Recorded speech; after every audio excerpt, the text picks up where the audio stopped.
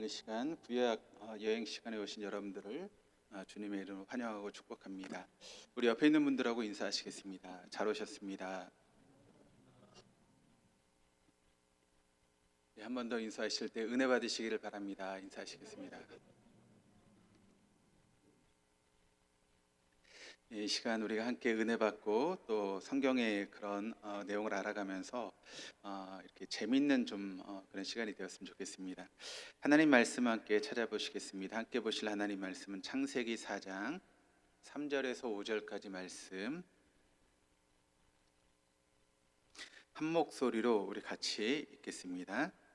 세월이 지난 후에 가인은 땅의 소산으로 제물을 삼아 여호와께 드렸고 아벨은 자기도 양의 첫 새끼와 그 기름으로 드렸더니 여호와께서 아벨과 그의 제물은 받으셨으나 가인과 그의 제물은 받지 아니하신지라. 가인이 몹시 분하여 안색이 변하니. 아멘. 우리가 매월 둘째 주는 구약 여행이라고 해서 구약의 말씀을 함께 보고 있는 가운데 있습니다. 제가 이렇게 목회를 시작하고 이제 주로 이렇게 전했던 말씀을 보시면 신약 성경을 많이 이렇게 말씀을 증거했습니다. 그래서 전에 어떤 권사님이 목사님은 주로 신약 말씀만 증거하시네요라고 하는 그런 얘기를 하셨던 적이 있는데 제 생각에는 좀 구약은 어렵고 또 힘들고 근데 신약은 좀 우리가 보기에 좀 편한 그런 말씀이라고 하는 그런 생각이 있습니다. 그래서 저도 구약보다는 이제 신약의 말씀을 주로 이렇게 증거하고 말씀을 배웠는데 요즘 이제 저희 집사람도 나름대로 열심히 공부를 하고 있거든요. 근데 구약의 말씀을 지금 배우고 있는데 구약의 말씀이 너무 재밌다는 거예요.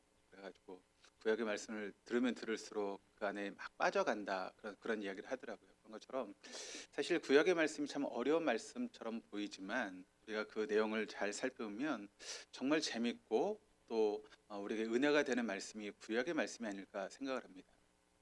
사실 우리가 신약의 말씀을 보기 전에 하나님께서 우리에게 주셨던 구약의 말씀, 또 율법이라든가 그런 부분들을 보면 그 안에 담겨있는 하나님의 사랑을 우리가 느낄 수 있는 그런 말씀이 구약의 말씀이다. 그러니까 어떻게 보면 구약은 하나님의 공의에 대한 말씀처럼 느껴지는 그런 부분이 있고 또 신약은 하나님의 사랑에 대한 그런 말씀으로 우리가 생각하기 쉽지만 그러나 그렇지 않습니다. 구약의 말씀을 읽으면 읽을수록 우리를 향하신 하나님의 사랑이 얼마나 놀라운지를 경험하게 되는 것이 구약의 말씀이라고 저는 생각을 합니다.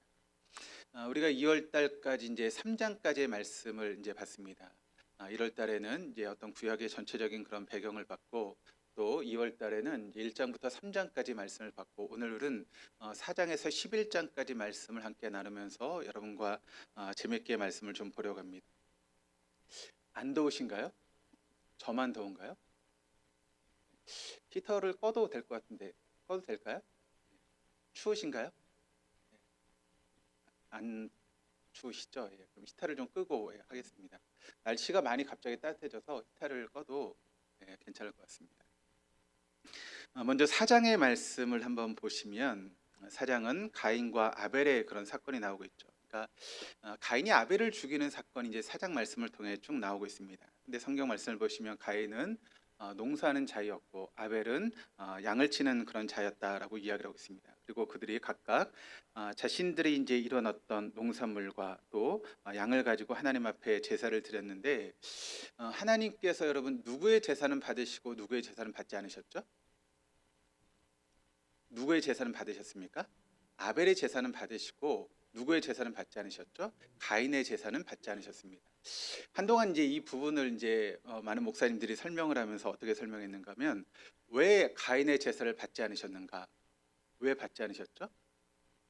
어떻게 생각을 했냐면 가인이 양을 가지고 제사를 드리지 않았기 때문에 하나님께서 받지 않으셨다라고 하는 그런 말씀을 하셨던 분들이 있습니다. 그러니까 우리가 보통 제사하면 이제 뭐 소라든가 양이라든가 그런 짐승을 잡아서 우리가 제사를 드리죠. 그러니까 가인이 그때 양이라든가 그런 짐승을 가지고 제사를 드려야 되는데 하나님께 그런 짐승이 아니라 그러니까 피를 흘리는 그런 제사가 아니라 곡식을 가지고 제사를 드렸기 때문에 하나님께서 받지 않으셨다라고 하는 그런 말씀을 하시는 분들이 계셨습니다. 이게 맞는 이야기일까요? 그럼 어떻게 생각하십니까? 맞을까요? 틀릴까요? 맞으면 제가 이렇게 이야기할 필요가 없겠죠. 틀리니까 제가 얘기하겠죠. 그러면 여러분 우리가 그런 식으로 말씀을 본다면 소제라고 하는 것이 있죠. 제사의 종류 중에 소제는 어떤 제사죠? 곡식을 가지고 하나님께 드리는 제사가 소제예요. 그러면 그 제사는 하나님이 받지 않으셔야 되잖아요. 근데 하나님이 소제를 받으십니까? 받으시잖아요. 그러니까 얼마든지 우리가 여러분 곡식을 가지고 하나님 앞에 제사를 드릴 수 있다는 것이죠. 그러면 여러분 우리는 다 만약에 이제 짐승만 받으신다 그러면 다 믿는 사람들은 어떤 직업을 가져야 됩니까? 다 소를 키우고 소를 잡는 그런 제 직업을 가져야지 하나님께서 우리의 예배를 받으시고 제사를 받으시겠죠. 그런데 그런 부분이 아니다라고 하는 것을 우리가 알아야 됩니다.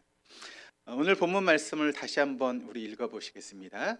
세월이 지난 후에 가인은 땅의 수완으로 제물을 삼아 여호와께 드렸고 아벨은 자기도 양의 첫 새끼와 그 기름으로 드렸더니 여호와께서 아벨과 그의 제물은 받으셨으나 가인과 그의 제물은 받지 아니하신지라. 가인이 몹시 분하여 안색이 변하니. 하나님께서 특별히 여러분 곡식보다 고기를 더 좋아하셨기 때문에 지금 이런 일이 일어났을까요?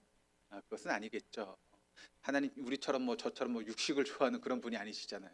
하나님 영이시기 때문에 우리가 뭐 고기를 바치든 뭐 아니면 그런 곡식을 가지고 바치든 그 정성을 보시는 분이시지 뭐 그것을 하나님께서 뭐 먹으시고 하시는 그런 분이 아니죠. 그러니까 뭐 하나님이 더 고기를 좋아하신다라고 하는 것은 있을 수 없는 일입니다.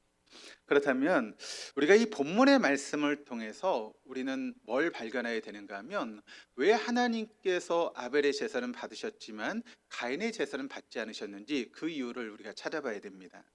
근데 오늘 말씀을 보시면 어떤 말씀이 있는가 하면 4절 그 마지막 부분에 이런 말씀이 있습니다.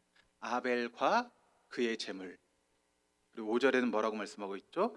가인과 그의 제물이라고 되어 있습니다. 그러니까 이 순서가 굉장히 중요하죠. 순서가 굉장히 중요한데 재물이 먼저 나오고 있습니까? 사람이 먼저 나오고 있습니까?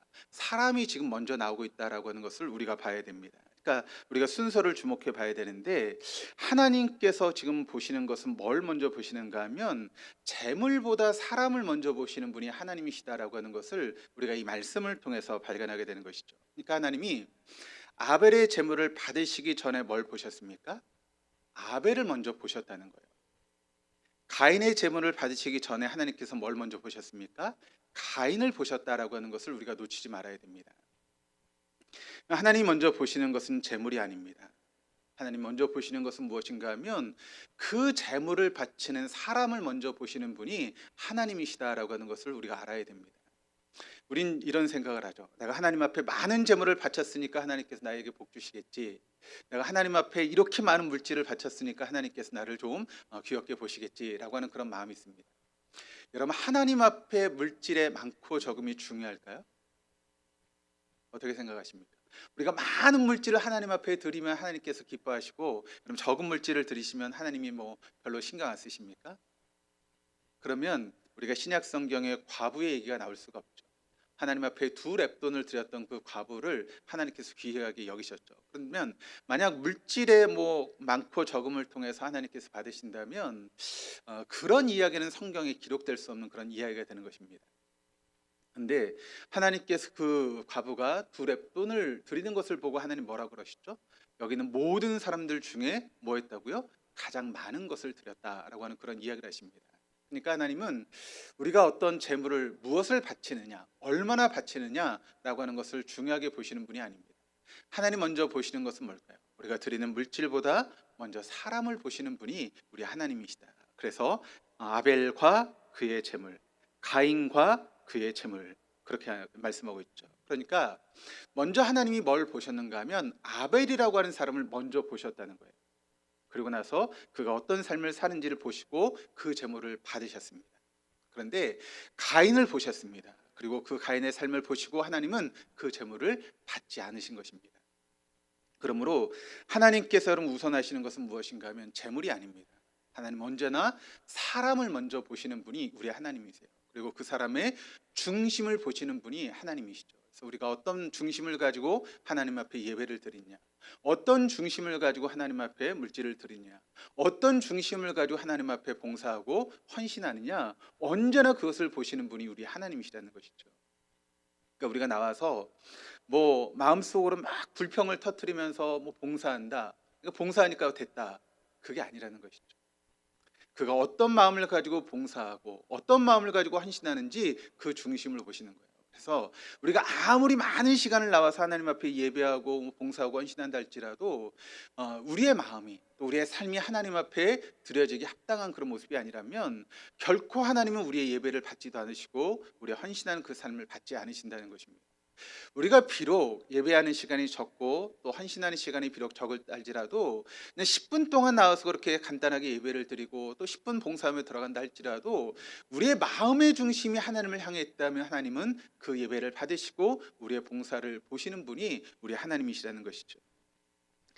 그것을 또 알 수 있는 그런 부분이 있는데, 가인이 자신의 재물을 받지 않으신 하나님께 화를 내는 그런 장면이 이제 4장 말씀 가운데 나옵니다. 그런데 그런 가인을 보시고 하나님께서 책망하시는 그런 말씀이 7절의 말씀을 통해 나타나고 있는데, 우리 7절 말씀 같이 한번 읽어보실까요?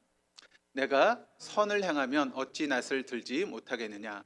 선을 행하지 아니하면 죄가 문에 엎드려 있느니라. 죄가 너를 예. 여기 말씀을 보시면 앞부분에 어떤 말씀이 나오고 있는가 하면 핵심되는 문장이 나오고 있는데, 내가 선을 행하면 어찌 낯을 들지 못하겠느냐라고 하는 것입니다. 그러니까 가인의 삶 가운데, 일상의 삶 가운데 그가 어떤 삶을 살았는지를 하나님께서 먼저 보신다는 것이죠. 그런데 하나님 가인을 보셨습니다. 그런데 그의 삶을 보니까 그 삶 가운데 하나님께서 보시기에 선한 부분이 전혀 없었다는 것이죠. 그러니까 하나님은 네가 선을 행하면 어찌 낯을 들지 못하겠느냐라고 하는 그런 말씀을 하십니다. 그러니까 이 말의 의미는 너 일상의 삶이 내가 받기에 합당한 삶이 아니라는 거예요. 네가 정말 많은 일을 하는 것 같은데 정말 내가 보기에 너를 인정할 만한 그런 부분들이 네 삶 가운데는 없다라고 하는 그런 이야기죠. 그러니까 이 말씀을 통해서 여러분 우리가 볼 수 있는 게 뭘까요? 하나님은 우리가 예배하는 모습을 보시죠. 그렇죠? 다 졸리신가요? 피곤하시죠? 지금 밥 먹고. 하나님 우리 예배하는 모습을 보시죠. 근데 그 예배의 모습만 보시는 분이실까요? 예배 이전의 일상의 삶을 보시는 분이 우리 하나님이라는 거예요. 그러니까 여러분, 우리가 한 주간 동안 내내 세상 속에서 막 그렇게 싸우고 지지고 볶고 그렇게 살다가 주일날 거룩한 모습으로 나와서 예배를 드리면 그 모습을 하나님께서 귀하게 보실까요? 아니라는 겁니다. 하나님은 그런 모습을 보시지 않으신다는 거예요. 그러니까 여러분, 우리가 일상의 삶이 하나님 은혜 가운데 머물고 그렇게 하나님 은혜 가운데 거다가 우리가 주일에 주님 앞에 나와서 예배하는 그 모습이 하나님 보시기에 거룩한 모습이 되는 것이지, 여러분 일상 동에 세상 사람들과 똑같이 막 지지고 볶고 막 싸우고 막 그렇게 욕심을 부리고 살다가 주일날만 거룩한 모습으로 앉아서 예배를 드리는 것, 하나님께서 그것을 귀하게 보시느냐? 아니라는 겁니다. 우리가 그것을 알아야 됩니다. 그러니까 여러분, 예배의 자리에서 있는 그 모습이 거룩한 모습이라면 우리 일상의 삶은 또 어떻게 될까요? 그 모습만큼이나 우리 일상의 삶이 거룩한 삶을 살아갈 수 있어야 된다는 것입니다. 그래야 하나님이 우리의 예배를 받으시는 거예요. 그런데 우리가 일주일 동안은 뭐 믿지 않는 사람과 똑같이 개차반으로 그렇게 인생을 살다가 주일날만 거룩한 모습으로 그렇게 나와서 하나님 앞에 예배를 드리면 하나님 받으시느냐? 아니다라고 하는 것을 가인이 지금 우리에게 보여주고 있습니다. 여러분, 예배는 가시적인 성소에 가서서 시작되는 것이지만 이미 일상에서 우리의 예배의 삶이 시작되고 있다라고 하는 것을 알아야 됩니다. 그래서 어떤 이야기를 우리가 종종 하냐면 예배는 먼저 삶의 예배가 먼저 이루어져야 된다라고 하는 그런 이야기를 하죠. 그러니까 우리가 예배에 나오기 전에 이미 우리의 삶 속에서 예배하는 그런 자세로 우리가 일상의 삶을 살아갈 때 그 삶이 여러분 예배가 되고 또 그 예배를 통해 하나님이 받으신다는 것이죠. 그러니까 삶의 예배는 언제나 재물의 예배보다 앞서 있다라고 하는 것을 우리가 잊지 말아야 됩니다. 가인의 일상의 삶이 하나님 앞에 합당한 그런 삶이라든가 예배가 아니었기 때문에 하나님은 가인이 어떤 재물을 가지고 온다 할지라도 그 재물을 받지 않으십니다. 그게 뭐 곡식이 되었든 뭐 소가 되었든 양이 되었든 어떤 재물을 갖다 바친다 할지라도 뭐 그 양을 뭐 수백 마리 수천 마리를 드린다 할지라도 하나님 거기에 눈 하나 깜짝하지 않으신 분이시고 결코 그 재물을 받지 않으시는 분이십니다. 왜냐하면 하나님은 재물보다 언제나 사람을 먼저 보시고 사람을 중요하게 생각하시는 분이 하나님이시기 때문에 그렇습니다. 그러면 여러분, 우리가 주일날 예배를 나오시는데 우리 예배가 어떤 예배가 되어야 됩니까? 한 주간의 삶이 하나님 앞에 말씀 가운데 거하고 하나님과 동행하는 그런 삶을 살다가 우리가 다시 힘들고 어려운 그런 상황 가운데 주님 앞에 나와서 다시 힘을 얻고 다시 일상의 삶 가운데 돌아가서 하나님 원하시는 삶을 우리가 영적인 전쟁을 통해서 살아가는 것입니다. 그러다가 또 지치고 힘들 때 다시 주일에 나와서 하나님께 은혜를 받고 힘을 얻고 다시 세상에 나가서 하나님 말씀대로 살아가는 그런 모습이 있어야 되는 것이죠. 그때 하나님이 주일에 나온 우리들을 귀하게 보시고 우리에게 은혜를 주시고 또 힘을 주셔서 넉넉히 세상에서 이겨나갈 수 있는 그런 삶을 살아갈 수 있도록 우리를 인도하시는 분이 하나님이시다라고 하는 것을 여러분 잊지 마시기를 바랍니다. 그런데 여러분 우리가 일상의 삶을 한번 돌아보시길 바랍니다. 여러분 한 주간 동안 삶을 살아오셨는데 어떻게 삶을 살아오셨습니까? 내 주변의 사람들이 내 살아왔던 삶의 모습을 보면서 저 사람은 정말 믿는 사람 맞아 라고 하는 그런 얘기를 들으시면서 살아오셨어요? 아니면 아유 너 같은 사람이 나도 예수 안 믿겠다라고 하는 그런 소리 혹시 듣지 않으셨습니까? 너같이 그렇게 살면 나는 네가 믿는 예수는 믿지 않겠다라는 그런 소리를 우리가 들었다면 우리도 여러분 문제지만 그런 우리를 통해서 하나님의 얼굴에 먹칠을 하는 것 아니겠습니까? 믿는 사람이 믿지 않는 사람과 좀 구별이 돼야 되겠죠. 그렇지 않습니까? 아닌가요? 여기서 더 얘기하면 지금 돌날 나올 것 같아요, 분위기가. 그런 거 아닌가요? 그렇죠. 그럼 믿는 사람은 믿지 않는 사람과 뭔가 좀 달라야 됩니다. 손해를 보더라도 믿는 사람의 모습을 가져 있어야 되고, 좀 우리가 어려움을 당하더라 할지라도 말씀대로 살아가는 그런 모습이 있어야 여러분 믿는 사람이 세상 사람들에게 좋은 영향을 미치지, 그냥 똑같이 믿지 않는 사람과 똑같이 그냥 이익을 위해서 그렇게 삶을 살아가고 자신에게 어떤 이익이 되면 뭐 그게 죄가 됐든 어떻게 됐든 그냥 그 맘대로 그렇게 행동하는 그런 모습이 있다면 어떻게 믿지 않는 사람들이 우리의 모습을 보고 여러분 믿을 수 있겠습니까? 결국 우리의 삶은 뭡니까? 우리의 삶은 예수를 드러내는 여러분 쇼윈도가 우리의 삶입니다. 그러니까 믿지 않는 사람들이 여러분 뭘 통해서 예수를 바라봅니까? 우리를 통해서 예수를 바라보는 거예요.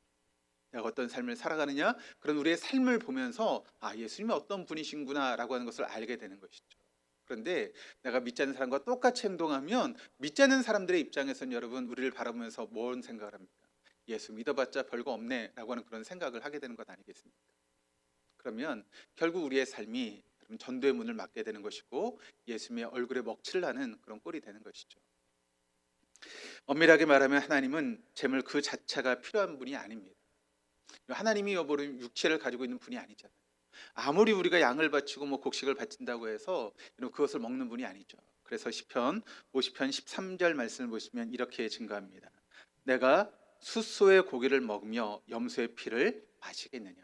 하나님은 고기를 먹는 분도 아니고 염소의 피를 마시는 분도 아니다라고 하는 것이죠. 그러니까 하나님은 그 재물 자체가 필요한 분이 아니십니다. 또 하나님은 여러분 우주 만물을 창조하신 분인데 여러분 우리가 아무리 하나님 앞에 많은 헌금을 드린다 할지라도 여러분 그게 하나님에게 필요하겠습니까? 아니 물질의 주인이 하나님이신데 우리가 아무리 갖다 바친들 여러분 그게 얼마나 하나님 앞에 도움이 되겠습니까? 그러므로 하나님께서 주목하시는 것은 하나님 앞에 나오기 전까지 우리의 삶의 모습을 하나님께서 주목하시고 또 바라보고 있다는 것이죠. 일상적인 삶이 선한 삶이라면 하나님은 그 사람과 그의 관계 속에서 그 재물을 받으십니다. 재물보다 사람이 먼저이기 때문에 그렇죠. 하나님과의 관계는 재물로 맺어지는 것이 아닙니다.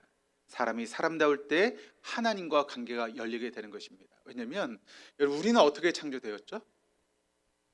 하나님의 형상대로 창조되었잖아요. 그러니까 우리가 사람다운 삶을 살아가면 그게 뭡니까? 하나님의 형상을 드러내는 삶이 되는 것이죠. 그러면 우리가 하나님의 형상을 드러내는 삶을 살아가면 하나님과 관계가 열릴 수밖에 없는 것이죠. 결국 가인은 친동생 아벨을 죽입니다.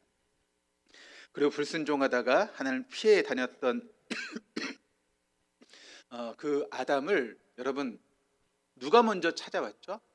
아담이 하나님을 찾았습니까? 하나님이 아담을 찾았습니까? 하나님이 아담을 먼저 찾아오셨죠. 그러면 가인이 죄를 지었을 때 가인이 하나님을 찾았습니까? 하나님이 가인을 찾았습니까? 하나님이 가인을 찾았습니다. 언제나 순서는 똑같습니다. 우리가 죄를 지으면 누가 먼저 우리를 찾아올까요? 우리가 하나님을 찾을까요? 아니에요. 하나님이 언제나 우리를 찾아오십니다. 그리고 우리에게 용서할 수 있는, 그러니까 회개할 수 있는 그런 기회를 주시는 분이 하나님이시죠. 그리고 하나님이 그렇게 가인을 찾아오셔서 먼저 말을 거시는데 이렇게 증가합니다. 창세기 4장 9절 상반절에 여호와께서 가인에게 이르시되 내 아우 아벨이 어디 있느냐. 이때 가인의 반응이 9절 하반절에 나오는데 이렇게 증가합니다. 그가 이르되 내가 알지 못하나이다. 내가 내 아우를 지키는 자니이까. 하나님이 지금 아벨이 어디 있는지 몰라서 지금 물으시고 계시는 것일까요? 알고 계시죠. 가인이 아벨을 죽인 것 알고 계십니다. 그런데 왜 이렇게 하나님이 말씀하실까요? 뭐 때문에? 그렇죠. 회개의 기회를 하나님께서 지금 가인에게 주는 것입니다. 우리가 죄를 지을 때 하나님 언제나 우리에게 회개의 기회를 주시는 분이 우리 하나님이십니다. 그런데 그 죄를 용서할 수 있는 기회를 주셨음에도 불구하고 여러분, 가인이 하나님 앞에 죄를 회개하지 않죠. 또 하나님께서 이렇게 아벨이 어디 있느냐라고 물으시는 것은 또 어떤 성경학자들에 의하면 형으로서 이 가인이 아벨에 대한 그런 책임을 저버린 데 대한 그런 추궁이다라고 하는 그런 이야기도 하는 분들이 계십니다. 그래서 이 질문에 담긴 의도는 약자에 대한 사회적인 책임을 물으시는 그런 질문이다라고 하는 그런 이야기를 합니다. 여러분, 지금은 뭐 형제 간에도 만약 재산을 분배받는다면 다 똑같이 재산을 받죠. 그러니까 형제가 4명이라면 그 재산을 4분의 1로 나눠서 이렇게 재산을 형제들이 다 받게 됩니다. 뭐 장자라고 해서 여러분 더 받습니까? 아니죠. 장자는 조금 더 받아야 될 것 같은데 그렇지 않더라고요. 다 똑같이 받더라고요. 근데 여러분, 옛날에도 그랬을까요? 옛날은 어땠을까요? 옛날에 장자가 훨씬 더 많이 받았습니다. 뭐 다른 동생들 받는 것보다 훨씬 더 장자가 많이 그렇게 상속을 받았죠. 그래서 장자에게 축복권이 있었고 상속권이 더 많이 주어졌습니다. 하나님께서 그렇게 만드신 이유는 뭘까요? 장자가 더 이뻐서? 왜 그랬을까요? 거긴 하나님의 그런 뜻이 담겨 있는 것이죠. 뭔가 하면 많이 가진 자가 적은 자를 돌봐야 된다. 힘 있는 자가 약한 자를 돌봐야 된다라고 하는 그런 의미입니다. 그러니까 가인이 더 많은 것을 분배받았습니다. 그런데 그 의미는 네가 약자를 돌볼 수 있는 삶을 살아가야 된다라고 하는 것을 의미하는 것이죠. 그래서 너희 입장에서 보면 약자가 누구인가 하면 네 동생 아벨인데 그 아벨이 어디 있느냐라고 하는 그런 의미입니다. 그러니까 네가 돌봐야 될 그런 책임 있는 네 동생을 네가 어떻게 했느냐라고 물으시는 것이 지금 하나님의 물으심이라는 것입니다. 이걸 알고 보면 잘못을 시인하고 회개할 수 있는 기회를 제공하신 하나님의 은혜가 있는데 그것을 가인이 그 은혜를 받지 못합니다. 그리고 하나님께 엉뚱한 소리를 하게 됐죠. 그러니까 우리는 이 부분을 통해서 또 알 수 있는 것은 무엇인가 하면 하나님께서 우리에게 어떤 것을 맡기셨다면 그 일에 대한 책임을 우리에게 물으시는 분이에요. 그러니까 가인에게는 아벨 동생에 대한 그런 책임을 맡겨주셨는데 그 책임을 감당하지 못한 것입니다. 그때 하나님께서 그 책임에 대한 그런 물음을 물으시는 거예요. 네 동생 아벨이 어디 있느냐. 그때 아벨은 그 가인은 그 하나님의 기회를 잃어버리고 말죠. 어떻게 보면 하나님께서 그 가인에게 그것을 용서할 수 있는 또 다른 은혜를 베풀어 주셨음에도 불구하고 가인이 그 은혜를 저버리는 모습을 보게 됩니다.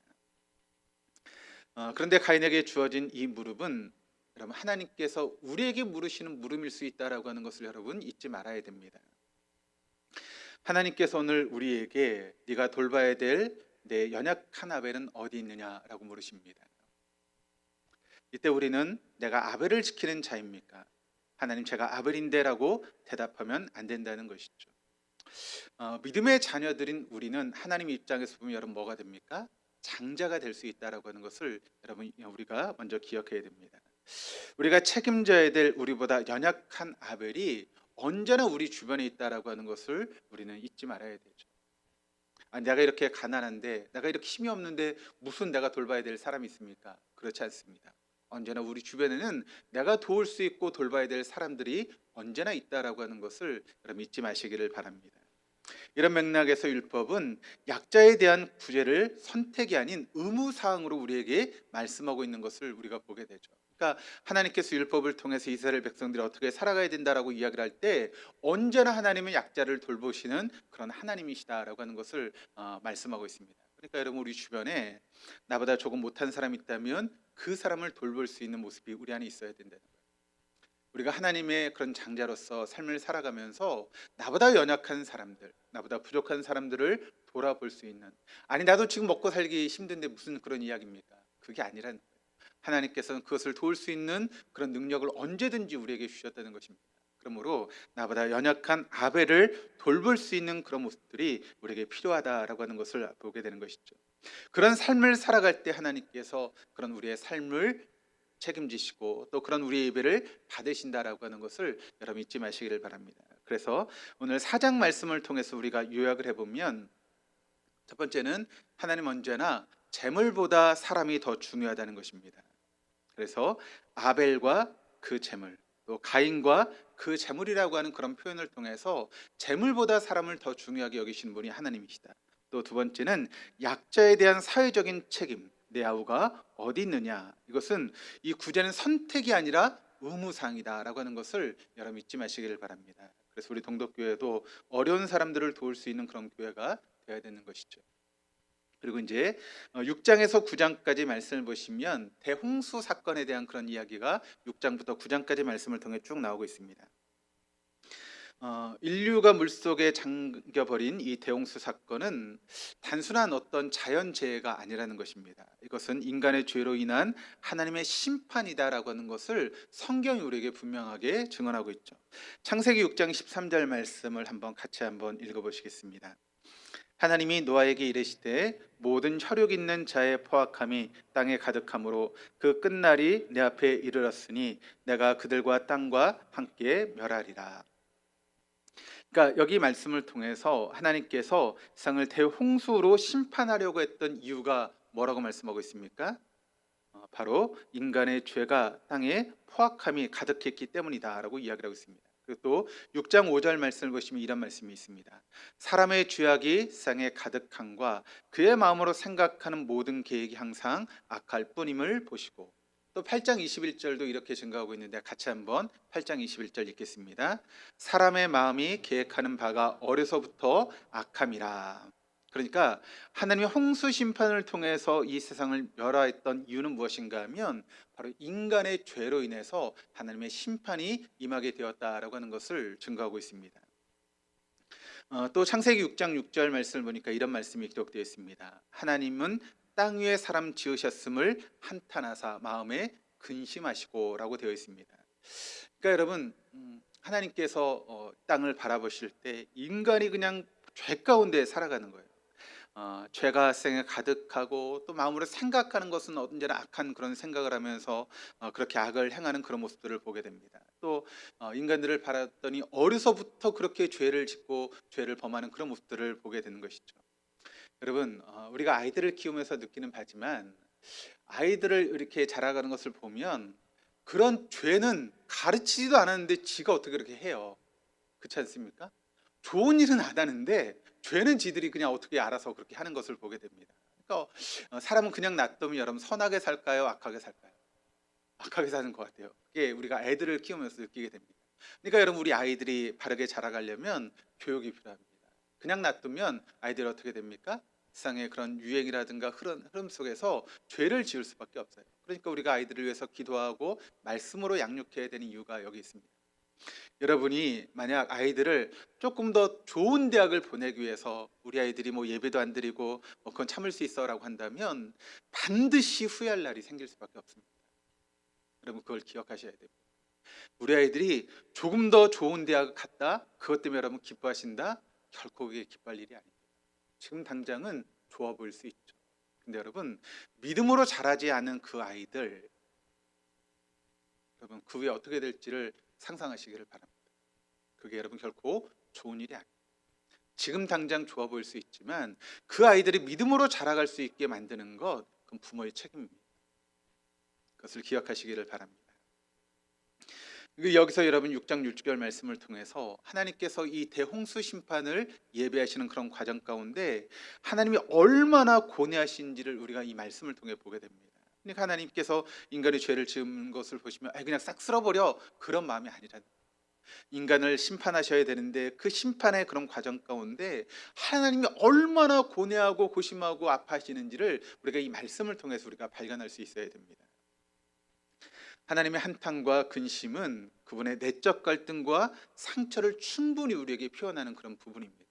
그러니까 하나님이 그런 아무 생각 없이 그렇게 홍수 심판을 통해서 인간을 멸절시킨 게 아니라는 거예요. 그 일을 하기 위해서 얼마나 하나님께서 고민하셨는지, 얼마나 하나님께서 고민하시고 아파하셨는지 우리가 그 하나님 마음을 읽을 수 있어야 된다는 것이죠.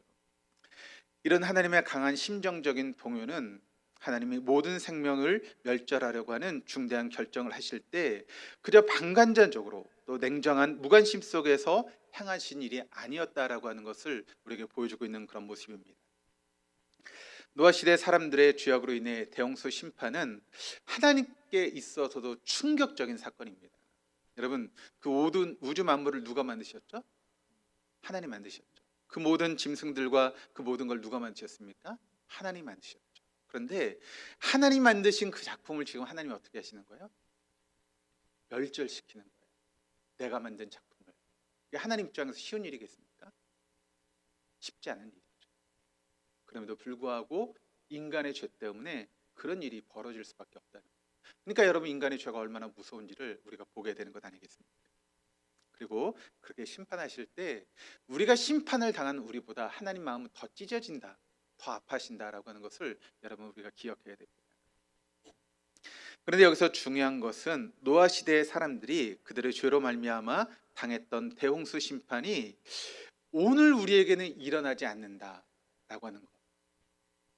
할렐루야 아닙니까? 어떻게 생각하세요? 할렐루야 아닙니까? 여러분, 만약 그게 하나님 지금도 그렇게 심판하시는 하나님이시라면 지금 우리 어떻게 됐을까요? 제가 생각할 때 뭐 몇백 년에 한 번씩 대홍수 심판 와가지고 다 인류가 또 죽고 또 새로운 인류 나타나고 또 죽고 또 새로운 인류 나타나고 그래야 될 것 같아요.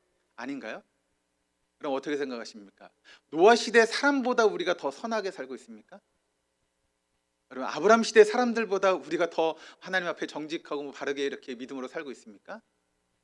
제가 볼 때 그 시대보다 우리가 더 악한 것 같아요. 지금 사람들이 죄를 짓는 모습들을 보면 여러분, 얼마나 죄가 관영한 시대 가운데 삶을 살아가고 있습니까? 그러면 만약 그런 기준으로 하나님이 심판하신다면 여러분, 우리는 심판 당할까요, 안 당할까요? 우리도 당하죠. 우리가 무슨 우리가 대단한 사람입니까? 그렇지 않잖아요. 우리 역시도 심판을 당할 수밖에 없는 그런 존재입니다. 그런데 창세기 8장 20절 이하를 보면 노아가 대홍수 사건 이후에 방주에서 나오자마자 하나님께 단을 쌓고 제사를 드리는 그런 모습이 나오고 있습니다. 그게 8장 20절 말씀을 통해 나타나고 있는데 그때 하나님께서 그 노아가 드렸던 제사를 받으십니다. 그리고 하나님께서 어떤 결정을 하시는가 하면 내가 이후로는 땅을 저주하지 않겠다. 그러니까 이런 심판을 내리지 않겠다라고 하는 그런 이야기를 하나님께서 하십니다. 여기서 우리가 주목해야 될 것이 있습니다. 그것은 무엇인가 하면 하나님께서 지금 마음을 바꾸셨다는 거예요. 그 전에 하나님의 기준이 있습니다. 이 기준을 보시면서 이 기준에 못 미쳐. 그러니까 어떻게 하셨습니까? 홍수 심판을 통해서 인류를 다 멸절시켰어요. 그러면 하나님의 기준이 있죠. 근데 이 기준대로 그냥 놔두시면 어떻게 될까요? 또 인간은 또 심판을 당해서 죽을 수밖에 없는 거예요. 그러면 그 인간을 살려내시려면 하나님께서 어떻게 하셔야 될까요? 어떻게? 그 기준을 고수하면 인간은 다 죽어요. 그럼 하나님이 인간을 살리려면 어떻게 돼요? 그 기준을 낮춰야 돼요. 낮춰야지 인간을 살릴 수 있는 거예요. 그러니까 이 말씀을 통해서 우리가 알 수 있는 것은 무엇인가 하면 하나님 마음을 바꾸셨어요. 인간에 대한 그 기준을 낮추셨어요. 그래서 그 인간들이 심판을 당하지 않고 하나님의 그 마지막 그 심판 때까지, 예수님이 재림하시는 그 심판 때까지 그 기준을 낮추신 것입니다. 그래서 우리가 지금 심판을 받지 않는 거예요. 별로 안 좋으신가 봐요. 심판받고 있어요? 그게 아니죠. 그 기준을 낮추셨으니까 지금 우리가 살고 있는 거라고요. 감사하지 않습니까, 여러분? 하나님 만약 그 기준을 고수하셨다면 여기에 지금 앉아 있을 수 있는 분들 없어요. 근데 하나님 그 기준을 낮추셔서 그래, 내가 인간을 저렇게 죽이면 안 되지. 그래서 그 심판의 기준을 낮추셨어요. 그래서 내가 주님이 재림하시는 그 순간까지 내가 다시는 땅을 멸절하지 않겠다라고 하는 그런 약속을 하신 것입니다. 그게 창세기 8장 21절 22절 말씀인데 한번 같이 한번 읽어보시겠습니다. 여호와께서 그 향기를 받으시고 그 중심에 이르시되 내가 다시는 사람으로 말미암아 땅을 저주하지 아니하리니 이는 사람의 마음이 계획하는 바가 어려서부터 악함이라. 내가 전에 행한 것 같이 모든 생물을 다시 멸하지 아니하리니 땅에 있을 동안에는 심음과 거둠과 추위와 더위와 여름과 겨울과 낮과 밤이 쉬지 아니하리라. 여기 어떤 말씀을 하시죠? 사람의 마음이 계획하는 바가 어려서부터 악하다. 그러니까 인간 자체가 악하다는 거예요. 그래서 내가 전에 행한 것 같이, 뭘 전에 행하셨죠? 노아 홍수 심판을 행한 것 같이 모든 생물을 다시는 멸절하지 않겠다. 그러니까 그런 심판을 하나님이 하지 않으시겠다라고 약속하신 것이죠. 그러니까 지금 우리가 여러분, 저와 여러분 살아가고 있는 거예요. 할렐루야. 예, 감사하시죠. 예, 얼마나 하나님의 은혜가 감사합니까? 그 정도로 하나님께서 우리를 사랑하신다는 거예요. 이 기준을 좀 내가 맞춰서 인간들이 좀 이 기준대로 살아가면 좋을 것 같은데 이놈의 인간들이 그 기준을 못 맞추네. 그렇다고 이걸 죽일 수도 없고 살릴 수도 없고, 그러니까 하나님께서 하나님 마음을 바꾸신 거예요. 여러분, 하나님 마음을 바꾸셨다. 이게 쉬운 일일까요? 결코 쉽지 않은 일입니다. 그런데 하나님 마음을 바꾸셨어요. 얼마나 감사합니까? 이게 저만 감사한 것 같아요. 그렇습니다, 여러분. 만약 하나님께서 노아 시대와 같은 똑같은 그 기준으로 우리를 심판하신다면 사실 이 시대에 심판받을 자들과 조금도 다를 바 없이 우리가 심판받아야 되는데, 우리가 심판을 지금 받지 않는다고 해서 여러분 어떤 생각이 있습니까? 우리가 그 시대 사람보다 낫지 라고 하는 그런 뻔뻔함이 우리 안에 있잖아요. 내가 이 정도면 됐지라고 하는 그런 뻔뻔함이 여러분 우리에게 있지 않습니까? 저도 좀 그래요. 내가 이 정도면 됐지, 뭐 이 정도 열심히 하면 됐지, 이 정도 신앙생활하면 됐지라고 하는 그런 마음들이 우리에게 있습니다. 네, 여러분, 그렇지 않다라고 하는 것을 다시 한번 말씀을 통해서 한번 깨달으시길 바랍니다. 하나님 노아 시대 사람의 마음으로 생각하는 모든 계획이 항상 악하기 때문에 대홍수 심판을 결정하셨습니다. 그런데 지금은 사람의 마음에 계획하는 바가 어려서부터 악하기 때문에 심판을 포기하셨다라고 하는 거예요. 한번 잘 생각해 보시길 바랍니다. 그러니까 사람의 죄가 노아 홍수 시대에는 여러분 어떻게 됐는가 하면 심판 결행의 근거가 됐어요. 그런데 지금 시대는 어떤가 하면 우리의 죄악이 심판 포기의 근거가 됐다는 거예요. 이해가 되십니까? 똑같은 인간의 죄가 있는데 그전에는 그것 때문에 심판이 이루어지게 되었고, 근데 지금은 똑같은 죄가 있는데 그것 때문에 하나님이 심판을 안 하신다. 감사하죠. 얼마나 감사합니까? 최후 심판도 여러분 지구 전체를 물로 담갔던 것처럼 전 지구적이고 우주적인 심판이 될 것입니다. 하지만 하나님께서 마지막 때를 위해서 지금 하나님이 참고 계세요. 마지막 그 심판을 위해서. 그러면 심판을 안 하시겠다는 거예요? 하시겠다는 거예요? 하시겠다는 거예요. 근데 지금 유보하고 계시다는 거예요. 심판을. 그러니까 지금 심판이 없다고 여러분 우리가 잘하고 있는 것입니까? 잘하는 게 아니에요. 오해하지 마세요. 내가 지금 심판을 받지 않고 있으니까 내가 잘하고 있지, 착각입니다. 하나님이 지금 마지막 시대까지 심판을 유보하고 계시는 거예요. 하나님 우리에게 기회를 주신 거죠. 우리가 어떻게 해야 됩니까? 지금처럼 살아야 됩니까? 심판이 있다고요. 그럼 어떻게 살아야 돼요? 하나님 말씀대로 살아가야죠. 우리 신앙을 돌아보면서 하나님 원하시는 게 뭔가를 돌아보면서 내 삶을 조종하고 그 말씀에 순종하는 삶을 살아야죠. 그래서 하나님은 이렇게 자신의 마음을 바꾸셨는데, 이것을 이제 어떤 신학자는 뭐라고 이해하는가 하면 하나님의 유턴이다라고 그렇게 표현을 합니다. 하나님께서 유턴하셨다는 거예요. 어떤 목적지를 향해 가다가 이게 아니다 하고 유턴하셨다는 거예요. 그게 뭐냐면 인간을 심판하기 않으시는 그런 마음으로 유턴하셨다는 것이죠. 여러분, 하나님께서 이렇게 마음을 바꾸신 것이 얼마나 우리에게 은혜입니까? 그렇죠, 은혜죠. 그래서 성경 전체를 우리가 볼 때 창세기 8장 21절 22절을 기점으로 은혜 이전과 은혜 이후로 나눕니다. 그러니까 노아 홍수 심판을 중심으로 해서 그 홍수 심판을 기점으로 보면 여러분 그 이전은 뭐예요? 은혜 이전. 그리고 홍수 심판 이후는 뭐예요? 은혜 이후. 우린 지금 어떤 삶을 살고 있는 것이죠? 은혜 이후의 삶을 살고 있는 거예요. 하나님의 은혜. 만약 여러분이 조금 일찍 태어나서 노아 시대에 태어났다면 여러분 어떻게 될까요? 지금 똑같은 삶을 살아도 우리는 어떻게 돼요? 심판을 당하는 거예요. 그런데 정말 하나님의 은혜로 우리가 홍수 심판 이후에 태어나서 지금 이렇게 삶을 살아도 여러분 우리가 지금 심판을 받지 않고 삶을 살고 있다는 거죠. 그러니까 여러분 우리가 하나님의 은혜 가운데 살고 있다라고 하는 것을 잊지 마시기를 바랍니다.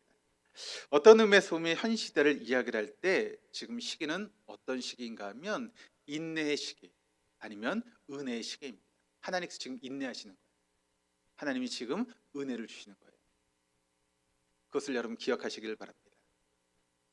창세기 8장 21절 22절에 나타난 선물은 하나님의 입장에서 보면 첫 번째는 하나님 자신의 절대적인 자유를 하나님 스스로 제한하신 것입니다. 그러니까 인간을 살리기 위해서 하나님의 자유를 제한하신 그와 같은 모습이 있는 것이고, 어떻게 보면 하나님 입장에서 보면 값비싼 지금 선물을 인간을 위해서 지금 주신 것이죠. 또 두 번째는 심판을 연기해야 되는 인내의 선물을 우리가 받게 된 것입니다. 하나님께서 지금 인내하고 있는 거예요. 하나님의 인내를 우리가 지금 선물로 받고 있다는 것이죠. 세 번째는 무엇인가 하면 사랑하시되 끝까지 사랑하고 자신까지 내어주시는 희생의 선물을 우리가 받고 있다라고 하는 것을 우리가 알아야 됩니다. 그러니까 이 노아 심판을 통해서 우리가 알아야 되는 것은 이런 하나님의 선물 가운데 지금 저와 여러분이 살고 있다라고 하는 것이죠. 6장에서 이제 9장까지의 말씀을 좀 우리가 요약하면 이렇게 됩니다. 대홍수는 자연재해가 아니라 인간의 죄로 인한 하나님의 심판이다. 두 번째는 이는 최후의 심판을 미리 예증하고 있는 것이다. 세 번째는 지금은 하나님의 인내의 시기, 즉 은혜의 시대다라고 하는 것을 우리가 이 말씀을 통해 알아야 됩니다. 그 마지막 바벨탑 사건이 이제 11장에 나오고 있는데, 인간이 바벨탑 사건에서 우리가 보게 되면 인간의 교만을 두 가지를 우리가 볼 수 있게 됩니다. 첫 번째 교만은 무엇인가 하면 창세기 11장 4절에 우리의 이름을 내고라고 하는 그런 표현이 나오고 있습니다. 이름은 사람을 구별하는 구분의 역할을 감당하죠. 그래서 그럼 사람을 구분할 때 뭘로 구분을 합니까? 이름을 통해서 구분하잖아요. 그래서 뭐 우리 박현희 집사님 또 뭐 이영길 집사님 그렇게 이제 사람을 구분할 때 이름을 통해서 여러분 구분하지 않습니까? 또한 이름에는 여러분 무엇이 있는가 하면 그 사람의 운명이 담겨져 있다라고 생각을 합니다. 그래서 여러분 부모들이 우리 자녀의 이름을 지을 때 그냥 생각나는 대로 막 짓나요? 아무렇게나 막 짓지 않죠. 어떻게 짓습니까? 깊이 생각을 하고 이름을 짓죠. 그래서 저희도 애 이름을 지을 때 이제 서원, 진원 그렇게 이제 지었는데, 서원이라고 하는 이름이 그냥 막 지은 게 아니에요. 어떤 뜻을 가지고 있을까요? 지혜 서자에 으뜸원자, 지혜 으뜸이 되라라고 하는 그런 이름으로 이제 서원이라고 지었고, 진원이는 보배 진자에 으뜸원자, 가장 아름다운 보배가 되라라고 하는 그런 뜻으로 이름을 지었어요. 그러니까 그 이름을 짓는 거에는 부모의 뭐가 담겨 있습니까? 소망이 담겨 있는 것이죠. 우리 아이가 이런 아이가 됐으면 좋겠다라고 하는 그런 마음으로 우리가 자녀의 이름을 짓지 않습니까? 그러니까 거기에는 우리 운명이 담겨져 있다는 것이죠. 그래서 사람의 이름과 그 사람의 운명이 관련되어 있다고 믿기 때문에 우리가 그렇게 이름을 짓습니다. 특히 이제 우리가 구약 성경의 말씀을 보시면 한 인간의 운명을 좌우하는 것이 하나님이라고 사람들이 믿었습니다. 그래서 그 이름을 지을 때 누구에게 물어봤을까요? 하나님께 물어보고 이름을 짓는 그런 모습들이 성경 말씀 가운데 많이 나와 있고, 또 하나님께서 어느 때는 그 사람의 이름을 지어주는 경우도 우리가 있는 것을 보게 됩니다. 아브라함에게 이삭의 이름을 지을 때도 하나님께서 이렇게 말씀하시잖아요. 그런 것들을 보면 하나님께서 이름을 지어주는 것을 보게 되죠. 그런데 바벨탑의 사람들이 이제 우리의 이름을 우리가 짓겠다라고 그렇게 이야기를 합니다.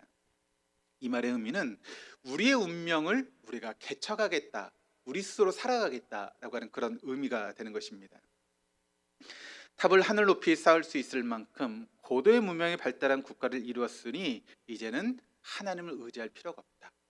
이제는 우리 스스로 살아가겠다라고 하는 그런 의미입니다. 그 당시 여러분 그 바벨탑의 높이가 어느 정도 됐을까요? 어느 정도 됐을까요? 기껏해야 100m도 되지 않는 그런 높이입니다. 지금 여러분 높은 빌딩이 지금 어느 정도 되죠? 500m가 넘어가는 그런 빌딩을 지금 짓고 있는데, 그거에 비하면 여러분 바벨탑이 어때요? 볼품없는 그런 탑이잖아요. 근데 그런 탑을 만들고도 인간이 지금 어떻게 이야기해요? 우리가 이 정도야. 그러니까 이제 더 이상 하나님 필요 없어. 그게 인간의 마음이라는 거예요. 여러분 그게 우리의 마음 아닙니까? 어떻게 생각해요? 내가 뭔가 조금 뭘 이뤘어요. 그럼 우리의 마음 가운데 어떤 마음이 있죠? 이건 내가 있어. 내가 이렇게 열심히 노력하니까 이런 성과가 내 삶 가운데 있지라고 하는 그런 교만함이 여러분 우리에게 찾아오지 않습니까? 실패할 때는 여러분 나 이것밖에 안 돼요 막 죽을 상을 하다가도 뭔가 조금만 일어나면 우리 마음 가운데 금방 교만이 틈타서 이 모든 것을 마치 내가 다 한 것처럼 생각하는 그런 마음들이 있죠. 그게 인간의 교만한 마음이래요. 그게 이 바벨탑 사건을 통해 지금 나타나고 있습니다. 두 번째 교만은 무엇인가 하면 창세기 1장 28절에 흩어지라라고 하는 흩어짐을 면하자라고 하는 그런 말씀이 있습니다.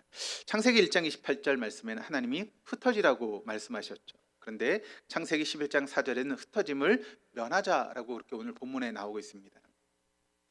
이것은 하나님의 명령에 대한 의도적인 거부를 의미합니다. 이런 인간의 교만에 대해서 하나님께서 어떻게 하셨는가 하면 인간의 언어를 혼잡케 하셨다. 그래서 말이 통하지 않으니까 사람들이 다 흩어질 수밖에 없게 되었다는 것이죠. 그래서 바벨탑을 지으려고 하는 그 공사가 중단이 되고 또 사람들이 다 흩어지는, 지면에 흩어지는 그런 일들이 생겼습니다.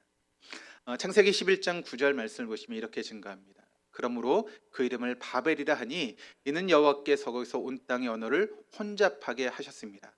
여호와께서 거기서 그들을 온 지면에 흩으셨더라. 따라서 바벨탑 사건이 주는 중요한 메시지는 문명의 발달이 여러분 문명이 발달하면 발달할수록 하나님과 가까워질까요? 멀어질까요? 예. 인간의 문명이 발달하면 발달할수록 하나님과 가까워지는 것이 아니라 하나님과 멀어지게 된다라고 하는 것을 우리가 인간의 역사를 통해서 발견하게 됩니다. 그래서 과학 문명의 발달은 자칫 영적인 빈곤과 타락을 자초하기 쉽다라고 하는 것을 알게 됩니다. 그러니까 지금 우리 문명이 얼마나 발전하고 있습니까? 이런 문명 가운데 우리가 조금만 방심하면 우리는 어떻게 되죠? 하나님과 멀어지기가 쉬워요. 여러분 그래서 한번 여러분의 삶을 돌아보시기를 바랍니다. 한 주간의 삶을 보시면서 성경을 읽는 시간이 많으세요? 아니면 전화기를 쳐다보는 시간이 더 많으세요? 네? 어떠신 것 같으세요? 그냥 하루 종일 전화기만 보시는 분 혹시 안 계십니까? 그게 여러분 문명이 발달할수록 그 문명이 하나님으로부터 자꾸 멀어지게 만든다. 이 사건은 문명이 발달은 발달할수록 인간이 하나님에게 벗어나려고 하는 교만한 존재라고 하는 것을 우리에게 알려주는 그런 사건입니다. 그래서 이 부분을 우리가 요약하면 문명, 물질 문명의 발달, 그것은 하나님으로부터 이탈 현상과 영적인 문명의 타락을 우리에게 조장한다라고 하는 것을 우리에게 이야기를 하고 있습니다. 그래서 이제 우리가 11장까지 말씀을 쭉 이제 봤습니다. 그래서 1장에서 11장까지 이제 말씀을 보시면 그 말씀을 통해서 하나님 우리에게 뭘 말씀하고 있는가 하면 하나님은 누구신가?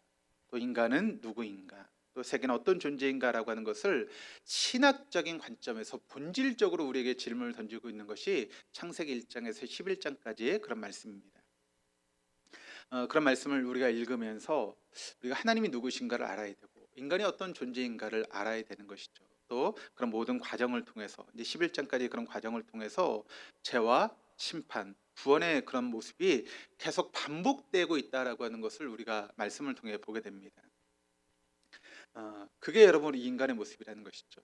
우리가 하나님께 은혜를 받으면 금방 어떻게 믿음으로 살아갈 것처럼 그렇게 하다가도 조금 시간이 지나면 또 여러분이 우리가 죄를 짓고 또 하나님으로 멀어졌다가 또 하나님께 한 대 맞으면 또 돌아와서 또 하나님 앞에 이렇게 믿음으로 살아가는 것처럼 하다가 또 금방 또 틈만 조금만 보이면 또 죄를 짓고 살아가는 게 우리의 모습이죠.